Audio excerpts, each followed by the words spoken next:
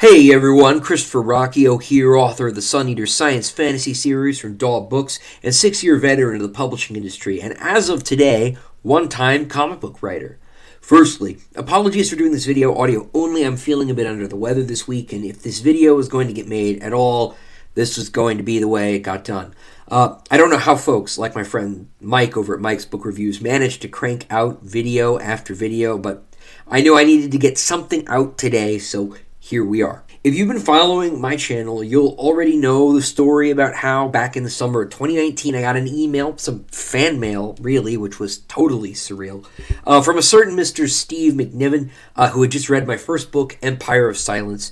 And he said that he loved it and saw in my bio that I lived in Raleigh and that, hey, he happened to be in Raleigh for a convention. Was I at the same convention? And as fate would have it, I was indeed at the same show. So I went up and introduced myself and we got to talking. And eventually he asked if I'd ever thought about writing comics. Well, no, I said I hadn't. I kind of figured getting into the novel writing business was hard enough, so to try and crack into a whole second industry hadn't really crossed my mind.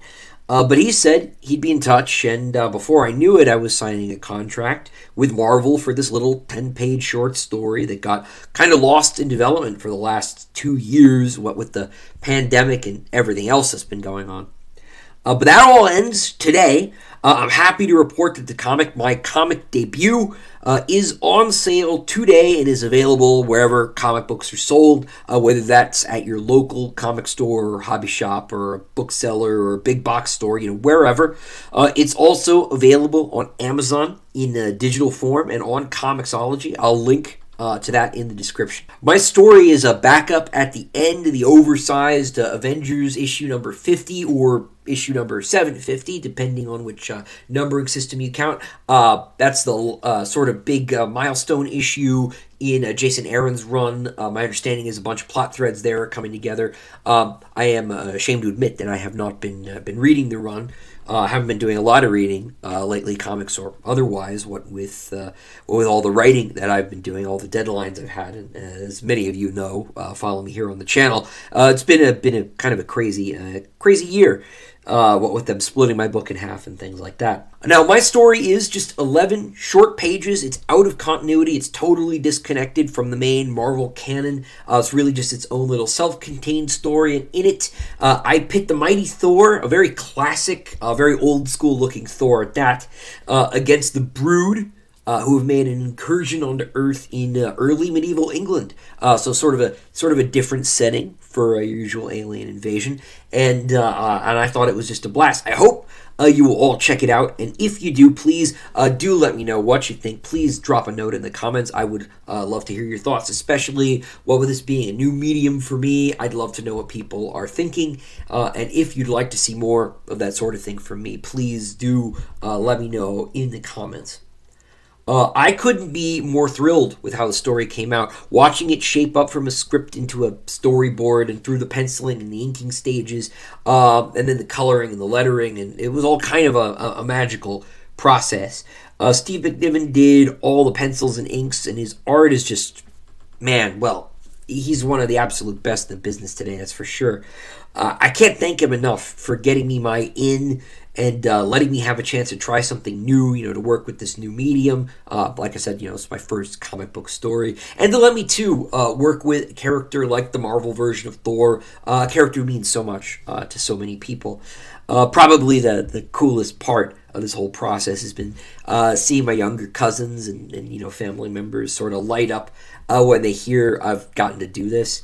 They think the Sun Eater books are all pretty cool and all, in principle, but they haven't read them yet. They're mostly, not old enough. And so Christopher writes books is, kind of cool, but it's kind of abstract, certainly more abstract than Christopher wrote a Thor comic book. And it's just been really, really neat being the cool cousin for once. That's usually my brother's job. So yeah, it's been really kind of a magical experience, as silly as that may sound. But really, I do feel very blessed to have had this opportunity and to get to work not just with Steve, but with Frankie D'Armata, who did a beautiful job on the coloring, and with Darren Shan and all the folks at Marvel. If any of you guys are watching this, thank you. It's been an honor.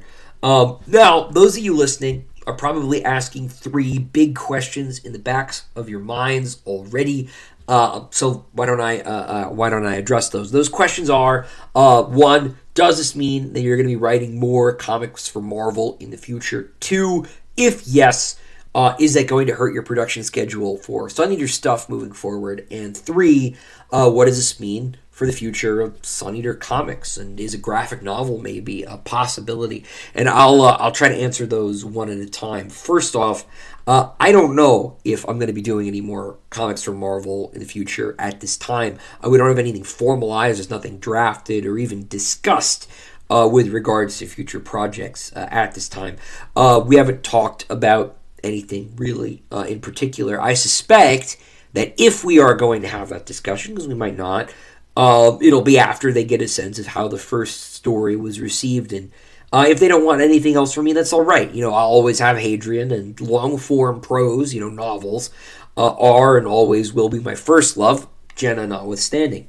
To the second question, the answer for now is no.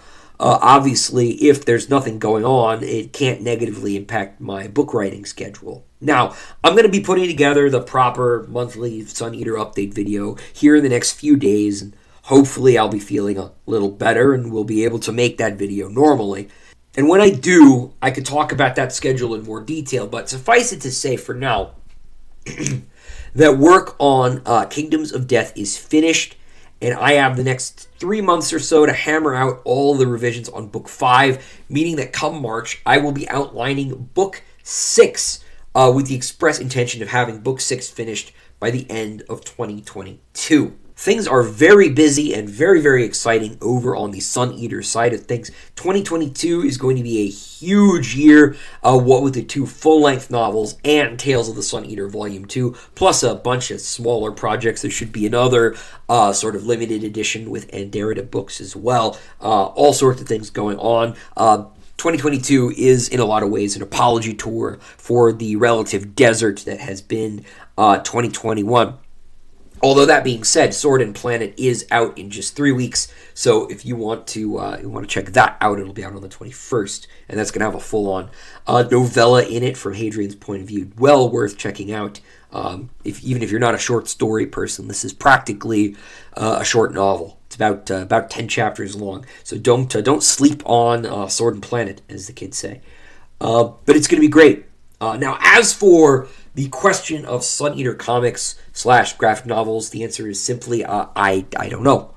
I certainly learned how to script comics doing this and how to work with artists and all that, but I suspect that the possibility of a Sun Eater comic or graphic novel happening in the next few years is fairly low.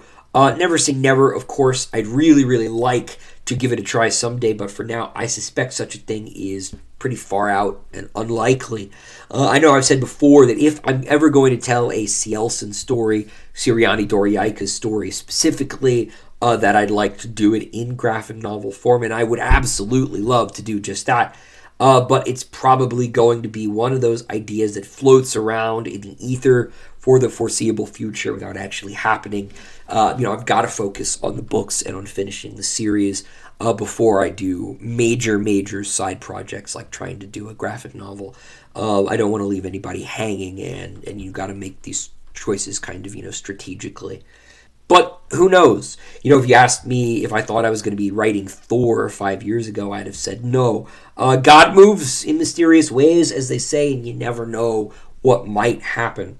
But in the meantime, however, please check out Jason Aaron's Avengers number 50, number 750, again, depending on how you count, featuring my backup story, The Two Worthies.